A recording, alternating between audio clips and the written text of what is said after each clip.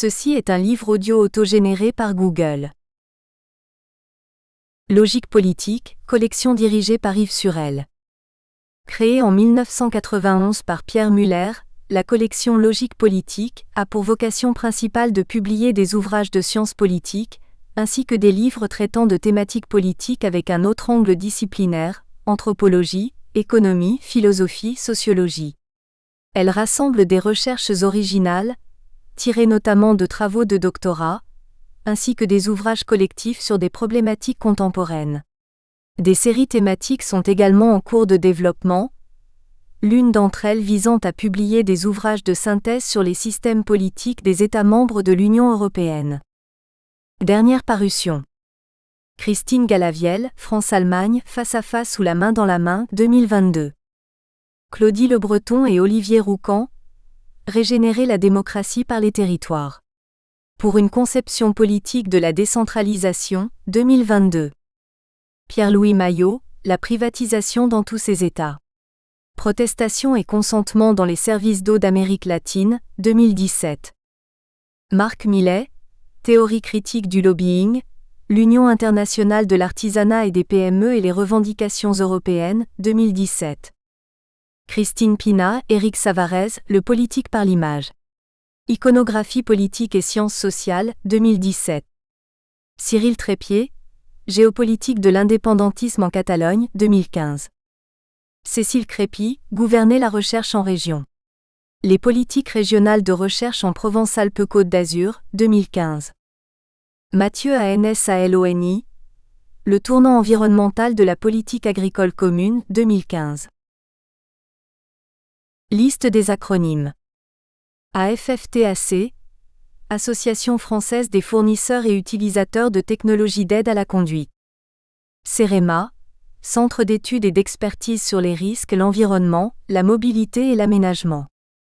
CISR, Comité interministériel de la sécurité routière. CNSR, Conseil national de la sécurité routière. DSR, Délégation à la sécurité routière. FFMC, Fédération française des motards en colère. IFSTAR, Institut français des sciences et des technologies des transports, de l'aménagement et des réseaux. INRETS, Institut national de recherche sur les transports et leur sécurité. LAVIA, limiteur s'adaptant à la vitesse autorisée. LCVR, Ligue contre la violence routière. LOPSI, Loi d'orientation et de programmation pour la sécurité intérieure. TOI, The Institute of Transport Economics, Transportekonomisk Institut, Norvège. VMA, vitesse maximale autorisée. VTI, The Swedish National Road and Transport Research Institute. Introduction, qui a eu cette idée folle? Comment ont-ils pu prendre cette décision? La question m'est posée par Ingrid Levavasseur. L'été 2019 commence à peine et nous attendons ensemble dans les anciens studios de Canal+, que débute l'enregistrement de l'émission pilote d'un talk show. Prévu pour être diffusé à partir de la rentrée de septembre, il restera à l'état de projet. Je suis invité à participer à une séquence consacrée au retour aux 90 km/h. L'égérie des Gilets jaunes doit intervenir dans une autre portant sur le refus de paiement des pensions alimentaires. Son incompréhension n'est pas feinte. Comme elle, à l'automne 2017, beaucoup ont été surpris par l'annonce de l'abaissement à 80 km/h de la vitesse maximale autorisée sur les routes dépourvues de séparateur central. Hors agglomération, il faut remonter au début de la politique de sécurité routière pour voir un gouvernement miser sur la baisse de la vitesse pour réduire le nombre des morts sur la route, Hamelin 2018. Il y a donc près de 50 ans aujourd'hui. Fin 2017, pour l'opinion publique française, la mesure sort de nulle part. Elle a été prise on ne sait où, et par on ne sait qui. Pour beaucoup, cette décision est tout bonnement impensable. Quelques mois plus tard, le 80 km/h a rejoint les taxes sur le carburant et les a même remplacées au cœur de la contestation puis de la fureur des Gilets jaunes. Le mouvement s'est largement et rapidement émoussé et, comme d'autres, Ingrid Levavasseur l'a quitté. Les controverses sur la mesure sont passées des débats des chaînes d'information en continu, au talk-show de divertissement. Au printemps 2019, à quelques jours seulement de l'élection européenne, le Premier ministre, qui n'avait eu de cesse de marteler qu'il ne craignait pas d'affronter l'impopularité, a ouvert la porte à un retour à une vitesse maximale autorisée de 90 km/h. En juillet 2020, la déléguée interministérielle à la sécurité routière, tout récemment nommée, fait son entrée médiatique en présentant les résultats de l'évaluation du passage aux 80 km/h effectuée par le CEREMA. En 20 mois, la mesure a permis d'épargner 349 vies sur les routes de France. Pour les pouvoirs publics, la mesure est jugée efficace et efficiente. Elle se révèle également de mieux en mieux acceptée par l'opinion publique. Pour autant, ce rapport ne suscite guère plus qu'une indifférence polie. Si la mesure a surpris l'opinion publique à l'automne 2017, elle n'a guère étonné les experts de la sécurité routière. Des commentateurs ont pu surjouer la surprise pour mieux dénoncer la brutalité de la décision, feindre d'en ignorer les motivations ou souligner l'archaïsme de la démarche. À l'ère de la voiture autonome et de la route intelligente, comment concevoir que l'innovation publique puisse consister à changer des panneaux en aluminium installés au bord des routes ? Qui s'est intéressé un peu à l'action publique en faveur de la sécurité routière sait pourtant que l'abaissement des vitesses autorisées est une proposition d'experts et qu'elle est réclamée, au moins depuis 2013, par les associations mobilisées pour la sécurité routière, à l'exemple de la très médiatique Ligue contre la violence routière, LCVR.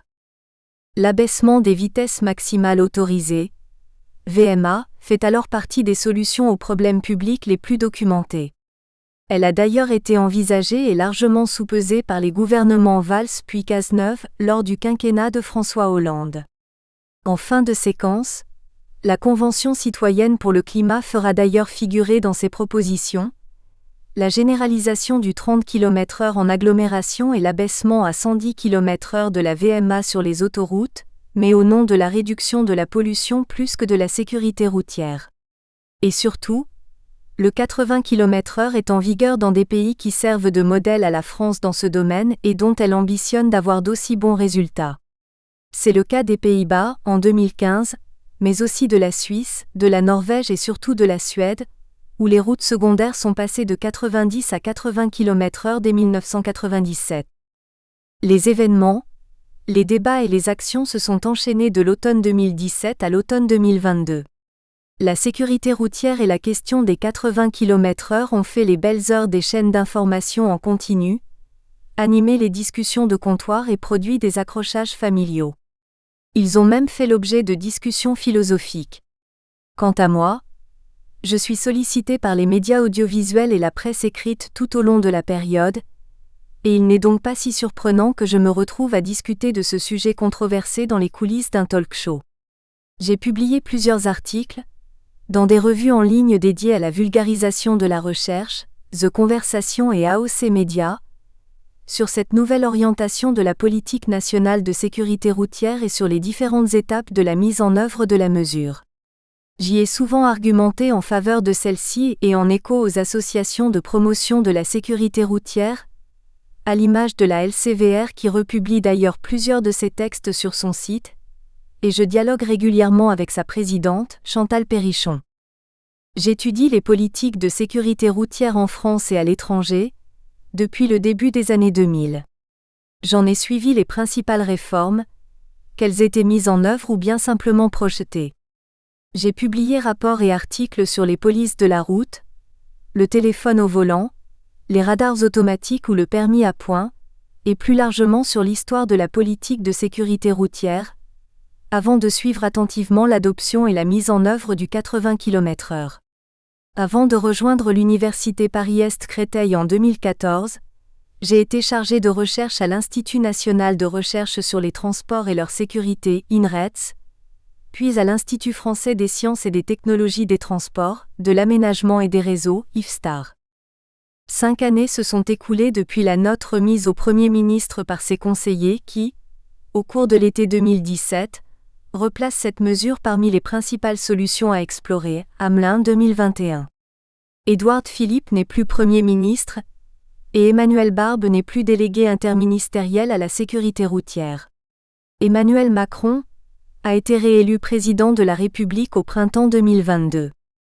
Près de la moitié des conseils départementaux ont aujourd'hui rétabli le 90 km/h sur une partie de leur réseau routier. La sécurité routière a adopté une nouvelle signature à la fois bienveillante et rassembleuse, vivre ensemble. Quant à la Cour des comptes, elle plaide désormais pour une plus grande attention à l'acceptabilité de la politique nationale de sécurité routière et à ses déclinaisons locales. Plus globalement, elle prône une meilleure intégration des collectivités territoriales et des acteurs privés dans sa conception. Le temps écoulé permet de revenir sur les débats portant sur le 80 km/h, les mobilisations qu'il a suscitées et leurs conséquences sur la politique de sécurité routière. Il permet d'expliquer une décision qui restera parmi les plus controversées de l'histoire de la sécurité routière en France et qui n'a toujours pas fait l'objet de travaux de sciences sociales, Blavier 2020. Politiste avant d'être spécialiste de la sécurité routière, je considère qu'on ne peut comprendre l'adoption du 80 km/h sans revenir aux fondamentaux de l'art de gouverner. Gouverner, ce n'est pas d'abord faire des choix et prendre des décisions, comme nous le laisse croire le rêve démocratique. Gouverner, c'est le plus souvent hériter. C'est le premier point à souligner pour comprendre la décision d'Édouard Philippe. Par cette mesure de rupture, le Premier ministre entend relancer une politique de sécurité routière laissée au point mort sous le précédent quinquennat et prendre ses distances avec ses prédécesseurs. Il cherche aussi à répondre aux attentes de la Commission européenne. Celle-ci est probablement l'acteur le moins aisément identifiable dans le jeu politique engagé.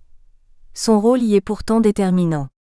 Édouard Philippe a pu aussi envisager la relance de la politique de sécurité routière comme une opportunité dans sa quête d'autonomie, au sein du couple exécutif. C'est une politique interministérielle par excellence, et qui ne suscite pas d'attention particulière de la part du nouveau président de la République. Le pari d'incarner personnellement, et débarrassé de la tutelle du président de la République, une nouvelle étape déterminante de la lutte contre l'insécurité routière a été perdue. Mais le pari politique ne va pas au-delà. Les données probantes s'accumulent alors pour rendre à ce moment-là, évidente et raisonnable une mesure qui a pourtant déjà suscité la controverse. C'est le second point à ne pas perdre de vue. Les éléments probants sont suffisamment solides pour que le Premier ministre entende porter la mesure et qu'il ne craigne pas d'engager son gouvernement dans 6 mois de controverse avant la mise en œuvre effective de la mesure en juillet 2018. Le troisième élément clé est que l'étape essentielle n'est pas la prise de décision, mais bien la mise en œuvre de cette nouvelle orientation de la politique de sécurité routière. Il ne s'agit pas tant de rappeler ici le fossé qui se creuse toujours entre une décision politique et sa réalisation concrète.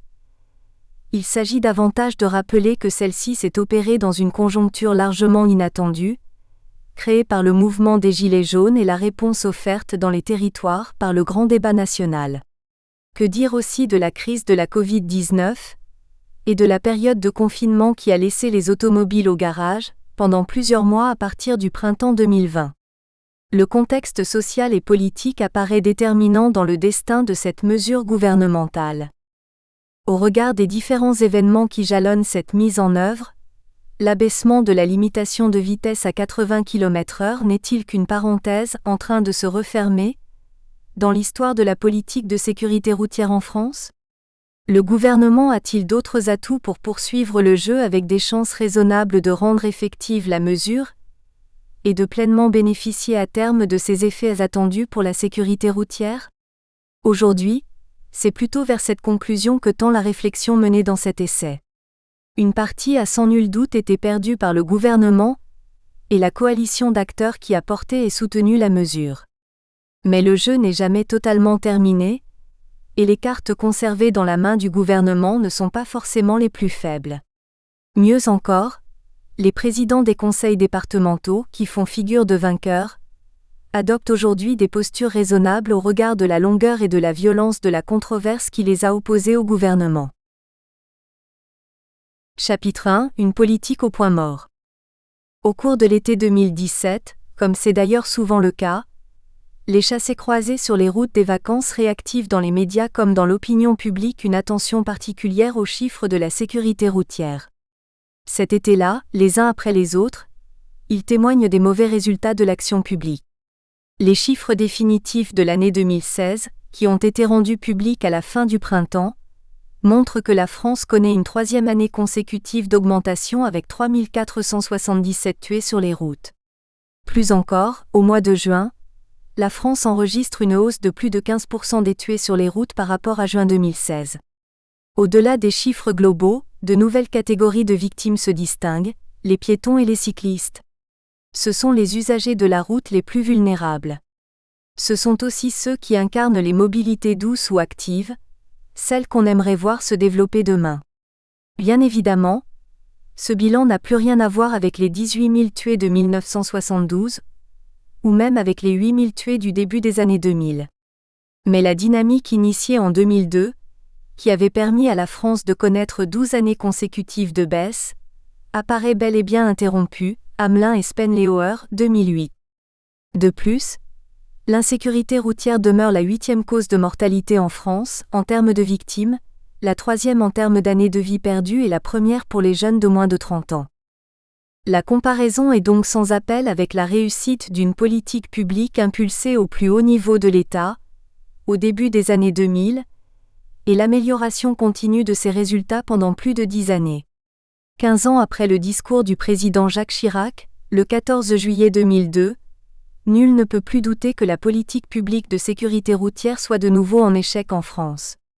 Elle l'est d'autant plus qu'en 2012, Manuel Valls, alors ministre de l'Intérieur, s'était engagé à la demande de la Commission européenne à diminuer par 2 le nombre des tués sur les routes de France sur la période 2011 à 2020.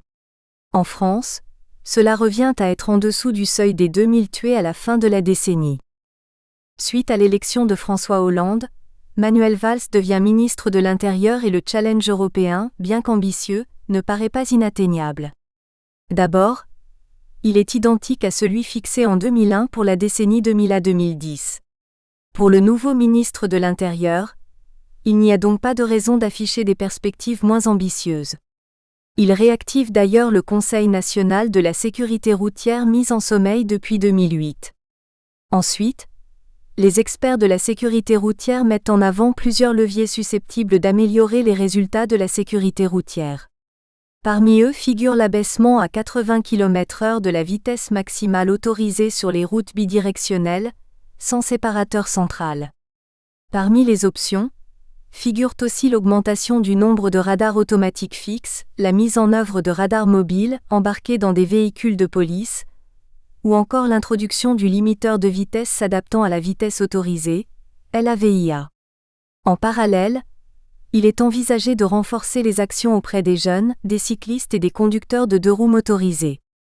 Il n'y a rien de très révolutionnaire dans ces différentes propositions, qui sont bien connues des spécialistes de la sécurité routière. Le LAVIA est par exemple sur la table des propositions depuis les années 1990. Entre 2010 et 2018, le nombre des tués sur les routes de France a diminué mais de seulement 20%. On est loin des 50% de diminution ambitionnée par la Commission européenne et annoncée par le Premier ministre. L'ensemble des pays européens n'a pas fait beaucoup mieux que la France. En revanche, celle-ci reste au milieu du peloton et bien loin des champions que sont la Norvège, la Suède, l'Angleterre ou la Suisse. En 2017, la Suède est en tête du classement des pays les plus sûrs de l'Union européenne, avec le chiffre de 25 morts par million d'habitants, suivi par la Grande-Bretagne, 27 morts par million d'habitants. La France se situe seulement dans la moyenne de ce classement avec 53 morts par million d'habitants. La Norvège, championne de l'Europe continentale en matière de sécurité routière, recense 20 morts par million d'habitants. Ces pays sont également les plus vertueux en termes de morts par milliard de kilomètres parcourus. 3,2 morts en Suède par milliard de kilomètres parcourus, 3,4 pour la Grande-Bretagne, 2,7 pour la Norvège alors que la France en compte 5,9. La Suède et la Norvège. Nous espérons que vous avez apprécié cet aperçu. Pour continuer à écouter ce livre audio sur Google Play Livres, utilisez le lien dans la description de la vidéo.